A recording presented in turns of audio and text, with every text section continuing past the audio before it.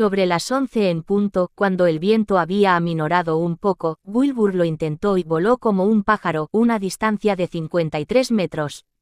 Orville también pilotó otra vez, y voló 60 metros. Y ya cerca del mediodía, en la cuarta prueba, Wilbur hizo algo más de 800 metros a unos 250 metros de altura en 59 segundos. Habían tardado 4 años, habían soportado violentas tempestades, accidentes, una decepción tras otra, la indiferencia o la burla del público y nubes de rabiosos mosquitos. Para ir y volver de su remoto campo de pruebas en las dunas de arena, habían completado 5 viajes de ida y vuelta desde Dayton, contando con el regreso a casa de Orville para ir a buscar ejes de hélice más sólidos, un total de 11.200 kilómetros en tren, y todo para volar poco más de 800 metros. No importaba, lo habían conseguido. Se habló de volver a hacerlo, incluso de intentar volar por la orilla hasta el puesto meteorológico. Pero una súbita ráfaga golpeó el flyer y lo tiró por la arena como una sombrilla vuelta del revés que sale volando por la playa un día de viento, recordaba John T. Daniels. Daniels, que sujetaba un montante vertical de ala, de pronto vio que estaba enganchado en los cables y la máquina, cruzando la playa camino del mar, aterrizaba primero sobre un extremo y luego sobre el otro, dando vueltas sin parar, y yo cada vez más enredado en medio de todo ello. El viento se llevó los más de 270 kilos de la máquina junto con Daniels, que pesaba más de 90, como si no pesaran nada en absoluto. Cuando la máquina se detuvo por un instante, Daniels logró soltarse. Fue un milagro que saliera con vida, escribió después Orville, porque estaba junto al motor y los cables. No me hice mucho daño. Quedé lleno de moratones y rasguños y tan asustado que no pude andar derecho en un rato, dijo Daniels. Los hermanos corrieron hasta mí, tiraron de mis piernas y brazos, me tantearon las costillas y me dijeron que no me había roto ningún hueso. También ellos parecían asustados. Desde aquel día, Daniels pudo declararse con orgullo el primer superviviente de un accidente de aviación de todos los tiempos. El flyer estaba totalmente destrozado, casi todas las costillas de las alas rotas, las guías de cadena muy deformadas, los montantes verticales hechos astillas. La idea de volver a volar se había esfumado. Daniels y los demás se despidieron y volvieron andando al puesto de salvamento. Por su parte, Wilbur y Orville se prepararon algo de comida, y después de comer lavaron los platos para seguidamente salir andando hacia el puesto meteorológico de Kitty Hawk, a 6 kilómetros, y poner un telegrama a casa. El día en Dayton había sido nuboso y muy frío, la nieve había cuajado. Ya era de noche cuando Carrie Kyler, que preparaba la cena en la cocina del N-7 de Hawthorne Street, dejó los fogones para abrir la puerta al oír el timbre. Un cartero de la West Union le entregó un telegrama que ella firmó acusando recibo antes de subir a la planta de arriba y dárselo al obispo. A los pocos minutos, él bajó con cara de contento, pero en su voz no había ni pizca de nerviosismo al exclamar: «Vaya, han hecho un vuelo». El telegrama decía: «Conseguido. 4 vuelos jueves mañana, todos contra viento de 34 kilómetros. Despegue desde suelo solo con potencia motor. Promedio velocidad 50 kilómetros. Mayor tiempo 57 segundos. Informad prensa. Casa para Navidad. Orville Wright». Un error de transmisión transformó los 59 segundos en 57. También trastocó el nombre de Orville.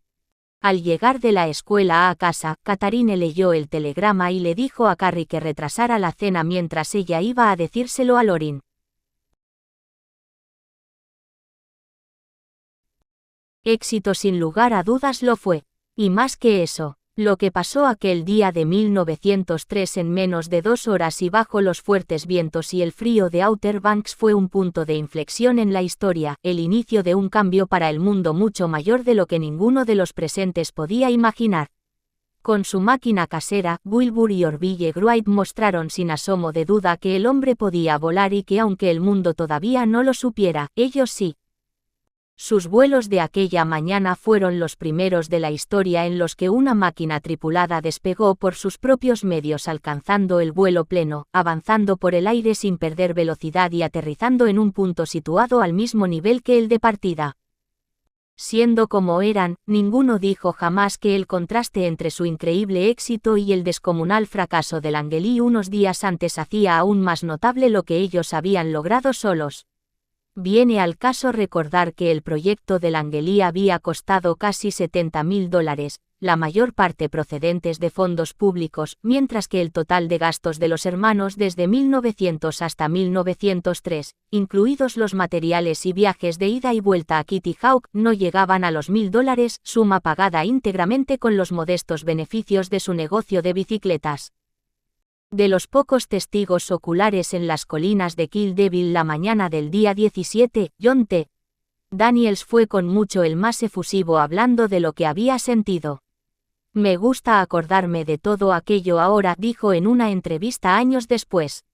Me gusta recordar aquel primer aeroplano, cómo subió por el aire, tan hermoso como cualquier pájaro en el que se pueda posar la mirada. No creo haber visto algo más bello nunca en la vida. Pero nunca habría sucedido, insistió también Daniels, de no haber sido por los dos muchachos más afanosos que había conocido jamás. No fue la suerte lo que les hizo volar, fue el trabajo duro y el sentido común. Pusieron toda su alma y corazón, todas sus fuerzas en una idea y tuvieron la fe que exigía. Embalando el flyer para enviarlo a casa, los hermanos estaban absolutamente seguros de haber resuelto el problema del vuelo con motor. Pero también sabían mejor que nadie todo lo que aún quedaba por hacer, cuántas mejoras eran necesarias, cuánto más necesitaban aprender para hacer volar una máquina tan diferente y que solo lo lograrían con mucha más experiencia. El flyer lo aparcaron en Dayton. Nunca volvería a volar. 6. Por el cielo de Huffman Prairie. Los conocí en un prado cercado. Los pocos que alguna vez vieron un experimento suyo no dudaron en considerarlos otro Darius Green, pero yo enseguida supe reconocer en ellos a exploradores de la ciencia que por su contribución al mundo podían compararse a Colón cuando descubrió América. Amos y Ruth. Capítulo 1. En casa habían acordado de antemano que si Wilbur y Orville lograban volar en Kitty Hawk, Lorin sería su agente de prensa y lo notificaría de inmediato a la prensa local y a la Associated Press. Por eso, en cuanto Catharine le dio el telegrama de conseguido, Lorin lo llevó al centro de la ciudad, al director del Dayton Daily Journal, Frank Tunison, también representante de la Associated Press. Tunison leyó el telegrama sin mostrar interés. 57 segundos, dijo. Si fueran 57 minutos podría ser noticia. El Journal no informó del hecho al día siguiente, aunque el Dayton Daily News sí le dio breve cobertura en una página interior. En el resto del país, un increíble relato lleno de inexactitudes sobre el logro de los hermanos se difundió mucho debido a la noticia que apareció en primera plana del Virginian Pilot de Norfolk bajo un titular a todo el ancho de página. Máquina voladora recorre 5 kilómetros por el aire con fuerte viento contrario sobre las colinas y el mar de Kitty Hawk, en la costa de Carolina. La tarde que pusieron su telegrama en el puesto meteorológico de Kitty Hawk, los hermanos habían dicho expresamente al empleado de servicio, Joseph Doser, que el contenido era confidencial. Cuando el del puesto de Norfolk preguntó si podía compartir la noticia con un amigo del Virginian Pilot, los hermanos hicieron telegrafiar a Doser la respuesta de rotundamente no. Dio exactamente igual. A partir de la poca información fehaciente del telegrama, los editores del Virginian Pilot compusieron una historia casi toda inventada. La máquina de los Wright, según la noticia, se lanzó desde una plataforma y se elevó a 18 metros de altura. Por su descripción, tenía dos hélices de 6 palas, una debajo del fuselaje para ejercer fuerza ascendente en movimiento, y la otra horizontal, desde atrás hacia el centro para aportar impulso ascendente. Se dijo que la primera exclamación histórica de Wilbur después de volar los 5 kilómetros había sido, ¡Eureka! En periódicos como el Washington Post, el Chicago Tribune, el New York Times y el Cincinnati Enquirer, entre otros, pudieron leerse más versiones de la historia, pero no tuvieron ninguna repercusión. Sin embargo, dos empresarios de Boston, los hermanos Godfrey y Samuel Cabot, de la prominente familia Cabot, intuyeron al instante la importancia de la noticia. Godfrey escribió en el acto para felicitar a los Wright y pedirles más datos que recibió en cuestión de días.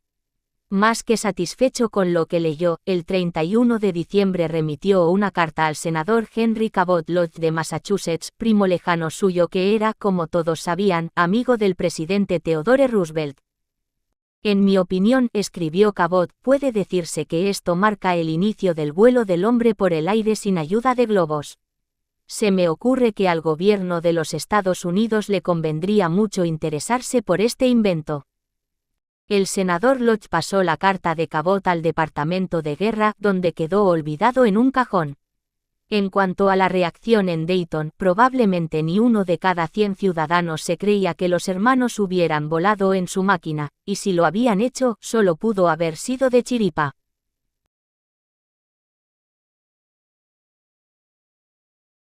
Volvieron al trabajo en la tienda de bicicletas de West Third Street, como dijo Charlie Taylor, sin dar ni un solo paso de baile por el éxito conseguido. Desde luego, estábamos contentos con el vuelo. Pero lo primero que supe por ellos, tal como lo recuerdo, fue que el viento había dañado el motor al levantar la máquina y ponerla patas arriba. Querían construir otro nuevo enseguida. Siempre estaban pensando en qué harían a continuación, no malgastaban tiempo pensando en el pasado. Lo que ahora querían construir era una versión más pesada del Flyer con un motor más potente y eficiente. Tampoco podían descuidar sus ingresos, pues los necesitaban para cubrir los gastos de la tienda y la casa, aparte del coste de sus experimentos. Como Charlie Taylor tantas veces recordaba a la gente, no había ningún otro dinero. En los primeros meses de 1904, entregaron una media de 15 a 20 bicicletas reparadas a la semana. También estaban las ventas de muy diversos artículos variados de bicicleta, como decían los grandes libros de contabilidad de la tienda: llantas de bicicleta a $3.25 cada una, timbres 10 centavos, faros $1, estribos de pedal 5 centavos, radios 10 centavos y bombas 35 centavos. Además, como todos los inviernos, afilar patines de hielo, a 15 centavos la unidad, procuraba una entrada constante de dinero. Las ventas de su propia gama de bicicletas, que eran el grueso de sus ingresos, no despegaban hasta abril. Por eso, construirlas en cantidad suficiente por adelantado en los bancos de trabajo de la trastienda ocupaba casi todo su tiempo. Los únicos salarios que había que cubrir cada semana eran los 18 y los $2.50 de Charlie Taylor y Carrie Kyler, respectivamente.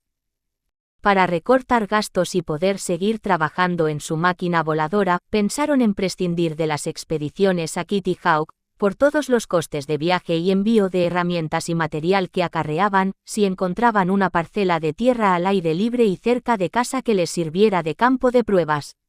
Además, Wilbur y Orville necesitaban tener a mano a Charlie Taylor, y también les preocupaba que la arena que levantaba el viento de Kitty Hawk hiciera estragos en su motor. El campo de vuelo más probable, concluyeron después de sus indagaciones, era Huffman Prairie, un apacible prado de unas 34 hectáreas que se usaba para pasto de vacas a 13 kilómetros al noreste de la ciudad. Un profesor de ciencias muy querido en el instituto, William Werner, había pasado años llevando allí a sus alumnos, entre ellos Orville y Catharine, de excursión al campo. A Orville siempre le encantaron aquellas salidas y es probable que eso influyera en la elección. El lugar era espacioso y relativamente discreto, aunque nada parecido a los anchos horizontes de Kitty Hawk, su abundante viento y su privacidad casi absoluta. Aquí, el espacio para maniobrar tenía unas dimensiones claramente definidas, una alambrada y los árboles marcaban el perímetro. También había varios árboles dentro, como una acacia negra de 15 metros cubierta de espinas. El prado, señaló Wilbur, estaba tan lleno de madrigueras de marmotas que podía ser el país de los perritos de las praderas. Además, La línea del tranvía interurbano de Dayton a Columbus rodeaba un lado de la finca, lo que daba a los pasajeros una visión completa de lo que allí pasara. El trabajo que harían aquí, los hermanos lo sabían, podría ser la fase final y crítica de la maduración de su idea. Aquí tendrían que aprender a hacer muchas más cosas que las aprendidas en Kitty Hawk, dominar el arte de lanzarse con seguridad al aire, inclinar y girar una máquina a motor y aterrizar sin peligro. Por lo tanto, subrayó Wilbur, tendrían que saber adaptarse a las circunstancias. Si el espacio era limitado, su necesidad de aprender a hacer giros controlados era mayor todavía. Si el tranvía interurbano implicaba que estarían a la vista de todos a diario, también aportaba transporte rápido y económico de ida y vuelta. El trayecto, de 40 minutos, costaba 5 centavos, y con una parada cerca, la estación de SIMMs, al borde de la finca, sabiendo el horario del tranvía, cuando fuera preciso podrían programar los vuelos a horas en que nadie pasara por allí. El prado pertenecía a Torrence Huffman, presidente del Fourth National Bank de Dayton, a quien los Wright conocían. Cuando le preguntaron si quería alquilárselo para su uso, les dijo que no les cobraría nada, siempre y cuando sacaran las vacas y los caballos del vallado antes de pilotar su máquina. Aunque Huffman se llevaba muy bien con los hermanos, estaba entre los muchos que miraban su proyecto con escepticismo. «Están chiflados», le dijo al granjero de la parcela contigua. Mientras, en el tiempo libre que les quedaba, los hermanos serraban y cepillaban madera para hacer las costillas de la nueva máquina y trabajaban con Charlie Taylor construyendo el nuevo motor. Su sobrino Milton, que de niño pasó bastante tiempo con los hermanos, escribió más adelante: «Estaban haciendo historia en su tienda de bicicletas y en casa, pero todo era tan normal y tan cotidiano que no me di cuenta hasta muchos años después». Entrada la primavera de 1904, se podía ver a Wilbur y Orville al aire libre en la hierba de Huffman Prairie, blandiendo guadañas o palas para allanar los montículos de los perritos de las praderas. Cuando llegó el momento de construir una caseta en la finca donde ensamblar y guardar su nueva máquina, la emplazaron en la otra punta de la parada tranvía. Antes de su primera prueba de vuelo, para que no se pensara que eran reservados en exceso, los hermanos invitaron a amigos y vecinos a ir a mirar. También admitían a la prensa, a condición de que no hicieran fotos. Lo que les preocupaba era que se usaran las fotografías para estudiar los aparatos y mecanismos de control que ellos habían inventado y distinguían su máquina de las demás. La mañana del lunes 23 de mayo, pese a la lluvia de primera hora, unos 50 espectadores se congregaron en Huffman Prairie. El obispo Wright, Catharine, Lorin y su familia estaban todos presentes, junto con algo más de una docena de reporteros. Pero el viento era muy flojo y hubo que aplazar la prueba de vuelo. Con motor o sin él, el viento seguía siendo fundamental. El miércoles volvió a acudir mucha gente, pero la lluvia provocó otra cancelación. A la mañana siguiente, el 26 de mayo, llovió más. Pero luego, por la tarde, en un breve respiro sin casi viento y cuando parecía a punto de estallar otra tormenta, los hermanos decidieron arrancar.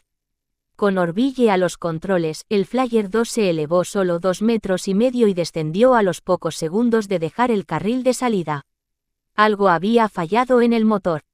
No fue un estreno que suscitara emoción ni acallara a los incrédulos. Unos pocos reporteros, queriendo comunicar algo de interés, o bien alabaron la solidez de la máquina o se tomaron libertades con los hechos, como al afirmar que el avión había recorrido 23 metros por el aire. El obispo Wright, que había contemplado todo quizá con más atención que ninguno de los presentes, solo pudo anotar en su diario y con exactitud que Orville había volado un total de 8 metros. Más tarde se especuló que el fracaso de aquel día había sido un engaño orquestado para no dar pábulo al posible interés del público y la prensa en el futuro. Pero esto parece absurdo, dado el carácter de los hermanos. Además, casi todo siguió yendo mal durante los 3 meses siguientes. El 10 de junio, la máquina se fue al suelo por un fallo de dirección. Otro día, la cola saltó en añicos en un aterrizaje. Estabilizador vertical de cola roto en el arranque, apuntó Wilbur del vuelo del 2 de agosto. En otra ocasión, los cables de la cola se desataron. El 5 de agosto, Orville se fue al suelo al empezar. Wilbur lo intentó de nuevo el 8 de agosto y un ala chocó contra el suelo antes de dejar la pista. 2 días después, un timón quedó destrozado, una hélice rota. Wilbur comentó que parecían un poco oxidados en el arte de volar. No hubo nada espectacular en todos aquellos ensayos, recordaba Werner, el entrañable profesor de ciencias que les echó una mano con el gran pájaro blanco como él lo llamaba, pero el buen humor de Wilbur tras un batacazo de la máquina, o una avería, o un motor rebelde, era siempre reconfortante. La paciencia y perseverancia de ambos, su serena confianza en el éxito final, el respeto mutuo que se profesaban, hubieran sido excepcionales en personas de una familia peor situada y educada. Se turnaban siempre para hacer sus vuelos o intentos de volar, y al término de cada prueba, los dos inventores hablaban larga y discretamente en una parte, sacando siempre algún nuevo aprendizaje. Cada vez se acercaban más al vuelo sostenido, pues si una máquina podía mantenerse 2 minutos en el aire, también podría quedarse 1 hora, si todo marchaba bien. Por fin, el 13 de agosto, para su total sorpresa, Wilbur voló más de 300 metros, más lejos que ningún vuelo de Kitty Hawk y una distancia 5 veces mayor de lo que habían podido volar en Huffman Prairie hasta el momento. ¿Sabes qué están haciendo allí?, se preguntaban unos a otros en la ciudad. Ah, sí, era la respuesta habitual, y la conversación enseguida tomaba otros derroteros. A poca gente le interesaba el asunto o aquellos 2 hermanos que, con el tiempo, iban a ser los mayores héroes de la historia de Dayton.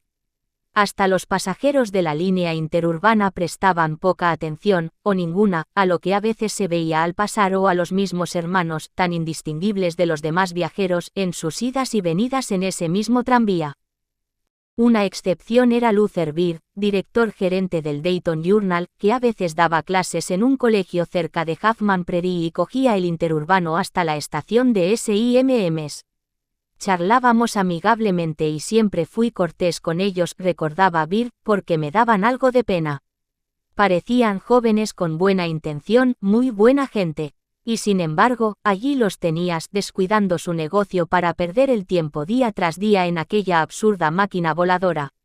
También ponían en riesgo su vida, como ellos sabían muy bien. En un vuelo del 24 de agosto, una súbita ráfaga de viento estrelló contra el suelo a Orville a 50 km por hora, y aunque no se rompió ningún hueso, salió tan afectado y maltrecho que estuvo sin volar un mes entero. Mientras que Samuel Langley necesitaba que apenas hiciera viento para sus experimentos con el aeródromo, los Wright lo necesitaban más fuerte. Estaba claro que en Huffman Prairie tendrían que compensar lo que había sido tan abundante en Kitty Hawk, y concebir, en palabras de Wilbur, una manera de no depender del viento. La solución tendría que ser simple y también económica, y, una vez más, la improvisación pura y dura resolvió el problema. Diseñaron y construyeron su original sistema de lanzamiento, una catapulta que funcionaba solo con la gravedad. Constaba de una torre o grúa en forma de tienda de campaña de 6 metros de altura. Hecha con 4 postes de madera, parecía una máquina perforadora. De un extremo de la cuerda que bajaba desde una polea fijada arriba del todo colgaban pesas de metal, en total, 725 kilos, nada menos. El resto de la cuerda recorría la pista de lanzamiento desde otra polea situada en la base de la torre hasta la tercera polea, situada al final de la pista, desde donde retornaba al punto de partida para engancharse al frente del flyer colocado en la pista de lanzamiento sobre un gran eje de bicicleta. Un tiro de caballos tiraba de la cuerda hasta que las pesas subían arriba del todo en la grúa. Entonces, con todo a punto, el piloto soltaba la cuerda, las pesas caían y tiraban de la máquina, que salía acelerada hasta el final de la pista, donde se elevaba por el aire a mucha más velocidad que si despegaban exclusivamente con el motor. El 7 de septiembre, sin apenas nada de viento, Wilbur probó por primera vez la nueva catapulta, poniendo primero pesas de solo 90 kilos. Al final del día añadió otros 180 kilos y despegó sin dificultades, volando distancias mayores que nunca. Poco más de una semana después, el 15 de septiembre, no solo voló íntegramente 800 metros, sino que por primera vez consiguió girar en el aire describiendo una semicircunferencia, un logro de primera magnitud. Ni un solo reportero se molestó en acudir en ese periodo. Tampoco creció el interés del público. Salvo contadas excepciones, el desinterés parecía absoluto. En Dayton nadie mostraba entusiasmo ni curiosidad, ninguna admiración por el milagro que estaba acaeciendo tan cerca, en su patio trasero. Tampoco nadie parecía apreciar la inteligencia, por no hablar de la gran habilidad y valor que hacían falta para lograr una empresa tan osada. En 5 meses, los hermanos iban a realizar ni más ni menos que 50 pruebas de vuelo en Huffman Prairie, y Charlie Taylor, siempre a mano por si el motor daba problemas, decía que cada vez que veía a uno de ellos avanzar por el carril de salida, le daba la terrible sensación de que tal vez no volviera a verlo vivo. Wilbur y Orville parecían no conocer el miedo. En su posterior autobiografía, James Cox, director del Dayton Daily News, recordaba que llegaron noticias a nuestra redacción asegurando que la aeronave había volado sobre Huffman Prairie, pero nuestros reporteros no lo creyeron y nunca se tomaron la molestia de acercarse hasta allí para comprobarlo. Tampoco Cox lo hizo. Cuando más adelante preguntaron a Dan Kumler, redactor de noticias locales del Daily News, por qué durante tanto tiempo no se había informado ni una sola vez de los trascendentales logros que estaban teniendo lugar tan cerca, lo pensó un momento y dijo: supongo que lo cierto, simplemente, es que fuimos tontos.